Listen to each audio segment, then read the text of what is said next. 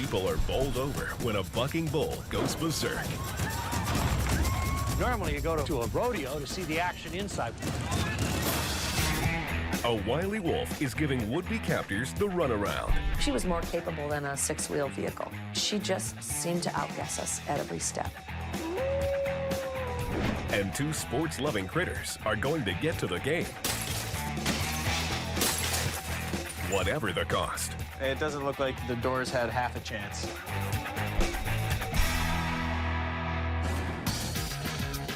We've brought wild animals into our world, in zoos, on farms, and as pets.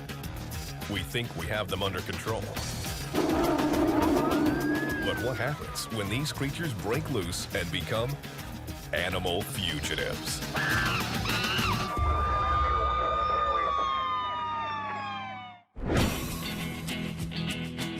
It's a Sunday night in Houston, Texas. Almost 100,000 people have descended on the ground surrounding the Reliant Arena to see one of the most spectacular shows in the country. The Houston Livestock Show, featuring one of the largest rodeos in the world. Local journalist and rodeo fan Scott Barrett and his family are among the crowd. The Houston Livestock Show Rodeo is the biggest cowboy event in the Southwest. And it was a festive atmosphere. I mean, it's the rodeo. And the fact that the wildly popular Jonas Brothers are playing a concert across the street means that the crowd is even larger than normal. There were a lot of kids and their parents. With the rodeo already underway and the concert only minutes away, excitement reigns outside the arena. But none of the teeny boppers or rodeo fans could have anticipated what happens next. Then all of a sudden I heard screams. They came into my mind that there had been a car accident. I whipped out my camera and started rolling. As Scott moves towards the action, the commotion grows into a full-fledged panic. The veteran journalist is stunned. I really had no idea of what it was until I actually saw it. A bull rampaging through the parking lot. Wanted, runaway rodeo bull. Rodeo bulls weigh over 2,000 pounds and are renowned for their strength and speed, and their ability to buck even the toughest cowboys. They're bred to be mean and angry. The amped-up bulls are kept in pens beneath the stands. But when a loud chuck wagon rattles past, it spooks the bull, sending it crashing out of its pen and out of the arena. This was dangerous, and that's what you hear on the tape. People were rightly concerned and worried, and there were a lot of kids around. With unbridled force behind it, the bucking bull sets its sights on an unsuspecting member of the staff. He ran out of the gate, along the fence, and then knocked that young lady down. The young ranch hand is manning the security gate. And just floored her. And quite frankly, I was concerned we were looking at a fatality. It's like getting hit by a train. The woman is lucky to escape with only cuts and bruises. Normally you go to a rodeo to see the action inside. We were seeing it outside. With its first victim down, the bull immediately turns its attention to a more familiar foe. A wrangler using a barrel like a rodeo clown to distract the savage beast. A rodeo clown, they're the saviors of bull riders. The rodeo clown distracts the bull, tries to get him away from the rider so they don't get trampled. And with a few deft moves, the wannabe rodeo clown demonstrates that he's no joke. That hand did the right thing. He kept that barrel between him and the bull, trying to keep that bull under control so it didn't careen off and hit any of the bystanders or get out of the main street where it would have been really dangerous. It looks like the situation is finally under control. But when the police step in to apprehend the suspect, they make a fateful mistake. What happens when you taser a revved-up rodeo bull? Utter chaos. Tasers are for humans, not for bulls. That taser only angered the bull. Almost barreled the officer over and took off into the parking lot. On the other side of the parking lot lies the livestock show's fairground. As I was watching that bull rampaging, I was just hoping for a cowboy with a rope on a horse.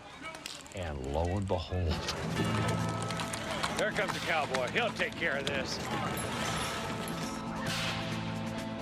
Watching the dramatic scene unfold is Bronk Bainline, a professional cowboy and steer wrangler. Right away, Cowboy Bronk knows the situation is out of control. It could have gone 10,000 different ways, and none of them would have ended up good. And Bronk fears the worst. I had seen how many kids there were, and all I could think of was if he gets into a middle of a family or something, he's gonna hurt somebody. I've heard stories of bulls running people over and killing people. With women and children in danger, Bronk knows that something must be done. I had to do something to stop him, something to catch him, whatever it took. It can take a minute or two to put a bridle on a horse. I think it might have taken me 3 seconds. Bronk is an experienced cowboy, but he's a long way from the Texas plains. Anything could have happened. I mean, horses have steel shoes, and it's almost like tap dancing on asphalt. I mean, it's pretty dangerous. If we'd have made one wrong move, we could have slipped and fallen. But Bronk pushes on, hops on a horse, and races after the belligerent bull. He went right through these hedges right here. When I come through over the hedges, he had already been stopped in the corner and was just standing underneath the tree. With the fugitive bull momentarily still, Bronk seizes his chance and breaks out his lasso. But corralling this unruly escapee isn't going to be easy. The only thing I could think of when I was getting ready to rope him was don't miss. Because here I am trying to be the hero, and it wouldn't look very good if I missed. With the fate of the unsuspecting crowd riding on his shoulders, Cowboy Bronk attempts to take the bull by the horns. The angle that he was at and the angle that I was at, it was pretty tough to get it to stay on his neck. Bronk knows a miss could send this riled runaway stampeding into the rodeo crowd. He lets his lasso fly and scores a direct hit. They got that ball. And in one fell swoop, leads the bull back towards its pen. I think the bull was relieved because when I roped him, he pretty much just followed me like, okay, show me where I'm going. We pretty much just made our way right back through the parking lot, back towards the arena. For Scott and the other spectators in the parking lot, it's like watching something out of a movie. That's how you control a bull. You control a bull with a rope and a horse, not with a taser. When the cowboys showed up, I knew things were safe. Those cowboys know how to handle these animals. They do it in the arena. They did it in that parking lot. And it was over. It was over at that point. With the bull back where it belongs, the crowd can only turn their attention to their hero, Cowboy Bronk. If he had not shown up, if he had not mounted a ride that was not his horse and grabbed a rope that was not his rope, there could have been some very serious fatalities. I grew up being a cowboy, and that's what I want to do. That's what I want to be for the rest of my life as a cowboy. And part of being a cowboy is, you know, helping out when help's needed, and this is one situation when help was needed. And that's all I did was help out. And what happened to the bull? He slipped out the back door the other night, went to the parking lot out with the public. 3 days later, it was back doing what it does best. This time, on the right side of the arena fence. When a 2,000-pound animal is on the loose, it takes a hero to save the day. In Sarasota, Florida, another Superman is needed to stop a giant creature from breaking free. It's moving day for a 14-foot female python found in a field. A crew is bringing the enormous animal to a reptile center. But this rebellious reptile has other ideas. This stroppy serpent sure can move. But the wrangler is no slouch. He knows his snake rattle and roll. He pounces and pulls a python pile driver. The headlocked hydra throws a hissy fit. And it takes the wrangler a second to work out the kinks. But they get this slippery snake under control. And the crowd goes wild. They take her safely to the sanctuary, and it's humans 1, python 0.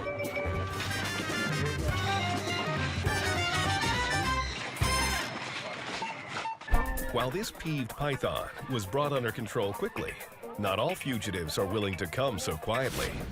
In the frozen wilds of Minnesota, one want-away wolf is proving much more elusive.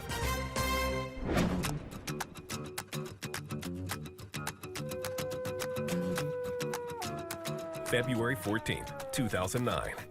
Peggy Callahan, Executive Director of the Wildlife Science Center in Forest Lake, is monitoring the animals. The center is home to wild predators like bobcats and cougars. But when Peggy reaches the cages of the center's 3 endangered Mexican gray wolves, she gets the shock of her life.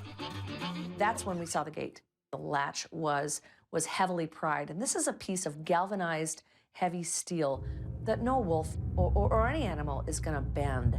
The wolves have been set free. The staff takes an inventory and within minutes locates 2 of the 3 wolves. But Peggy's worst fears are confirmed. 1 is missing.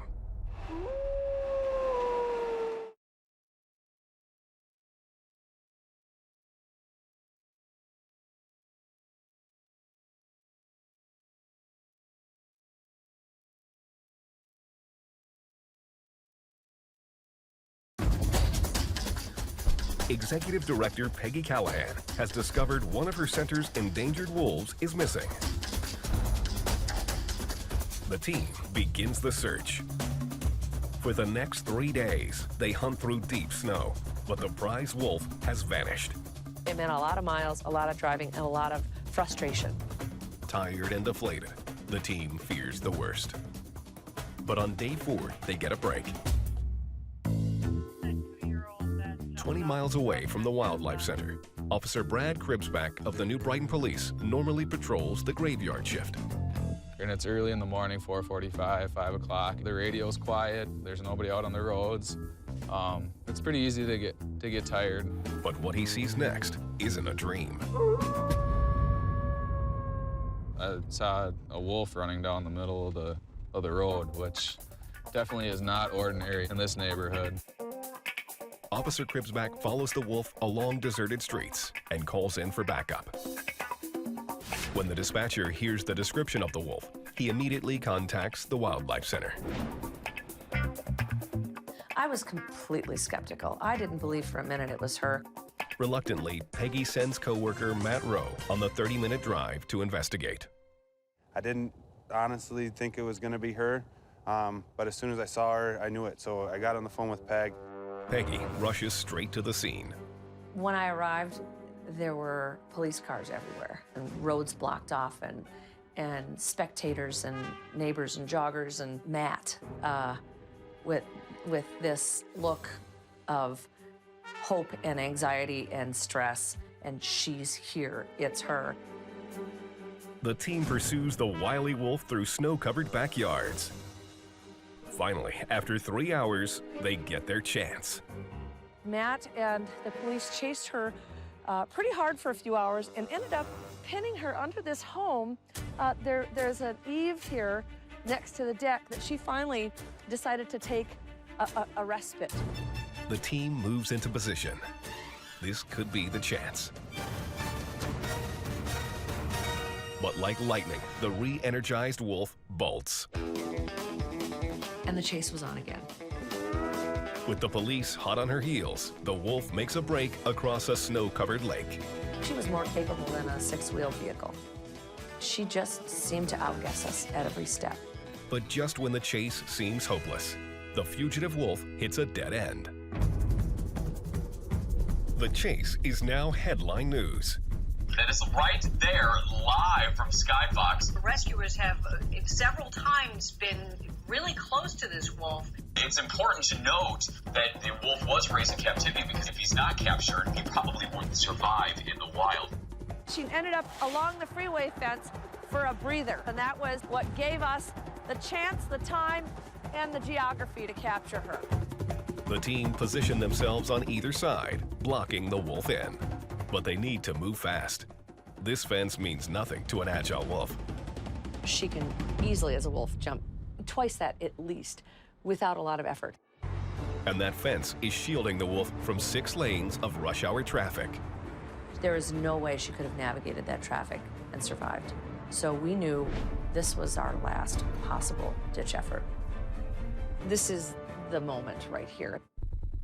This was the moment that culminated in either her death or her life. With tensions running high and news choppers circling overhead, the rescue team makes their move. Matt Rowe approaches with a pole designed to hold the wolf.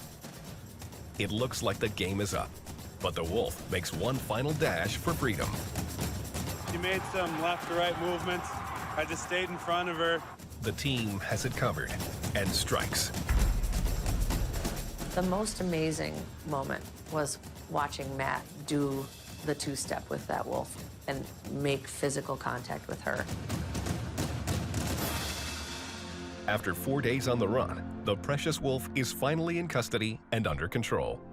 When Matt and Mark got her, I screamed. Everyone felt like she just sighed. She was exhausted. It's like, okay, got me. The whole community can now celebrate. People were watching from everywhere. People were watching from the office building. They were watching from the roads. There were folks stopped on the freeway. I mean, it was an amazing, amazing experience. When that wolf was caught, the sensation of elation was audible, it was palpable. The wolf is sedated and loaded onto a truck. It's time to be reunited with her family. This is one of those happy endings. This wolf, we got her back. She made it. She's back in the captive breeding program, and she's out of the reaches of people that would make such foolish decisions. The wolf has survived this scare, but the future is less certain. The Mexican gray wolf is an animal with a difficult road ahead. We are completely dependent on captive breeding programs like this to maintain diversity in such a small, small population. So they absolutely need places like us to keep them going. Not all animal fugitives are as cunning as a wolf. Another furry felon in Menominee, Wisconsin is wrecking its chances of staying on the run.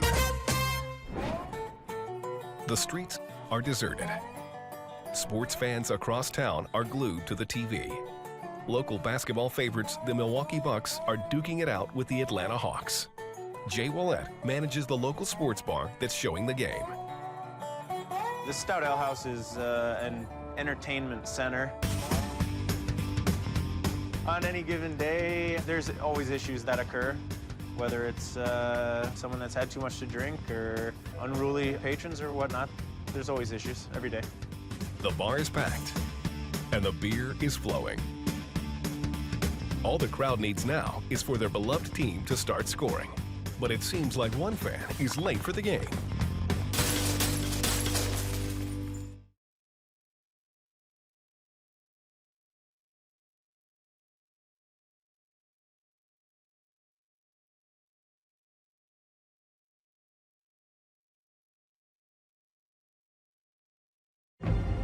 In Menominee, Wisconsin, one basketball-loving fan is late for the big game. And he's going to get to the bar, whatever the cost. Wanted, northern white-tailed deer. Next thing we know, right through the door. That's gotta hurt. It doesn't look like the doors had half a chance. But this sports fan has an accomplice. Another deer. Two deer run into a bar. It does sound like the beginning of a joke, that's for sure. It felt like someone was pranking me that day. Clearly, these young bucks aren't carrying ID. One man has seen enough. He's off to watch the game at home. Say they got to about here, and this is where they split up. One went this way and fell on the ground. The tiled floor of the bar is great for cleaning up spills, but it's not working out so great for a hoofed deer. I had a couple of people sitting at this table right here, and they jumped right on the deer. With Bambi down, the patrons pounce. One of them was on top of it, and they were just kind of sliding it right along. It's not how the professionals do it on TV, but it seems to be working. The wannabe bouncers escort the deer out of the bar. This is no way to treat a die-hard Bucks fan. Meanwhile, the other fawn has high expectations. Kind of went up into our skybox area, and this is where we encountered the deer. The buck has taken over the bar's executive suite. Doesn't he know there's a waiting list for one of these? Jay is joined by employee Dan Canese. They block off the exit. I started with the chairs kind of over here just to maybe block the door to try and deter it from running out. Deer are capable of jumping over 12 feet in the air. Clearing Dan's puny barricade would be a slam dunk. Dan moves in to corner the deer and tries to call a timeout. I tried reasoning with the deer. You look in the footage, I do a motion kind of like this, and that's me kind of trying to talk to the deer to calm it down. Talk in a calm, sort of sensitive voice. Hey, buddy, settle down. You're all right. And the closer I got, the more excited the deer got. I mean, it started jumping a lot. I'm trying to calm it down. The deer turns around, and then it makes a run for the door. The playoffs come once a year, and this fawn clearly doesn't want to miss the fourth quarter. You can see in the footage when it starts to run for the door, I jump on top of it and I pin it against the wall. Manager Jay rushes to get help, leaving a tussle between man and beast. You can see that it starts to jump and get all excited. I figure I was on the ground for at least 5 or 10 minutes. It felt like an eternity. I didn't know if I was going to be able to hold on to this deer the whole time while I'm on the floor. Finally, the cavalry arrives. I wrapped my arm around its body, and other 2 patrons grabbed the legs, and I picked it up, and I said, once we're going, we're not stopping. So I just started running right out the door, and as far as I could make it, and right on out through the restaurant. They release the deer in the parking lot. And as far as I know from customers who live over there, they said it ran away under its own power. As far as I know, the deer lived, and it was successful, happy ending. Final score, bar 2, deer 0. And amidst the chaos, it's easy to forget the actual game. The Bucks lost that one too. Amazing escapes, supercharged chases, and unexpected standoffs. This is what happens when wild creatures escape and become animal fugitives.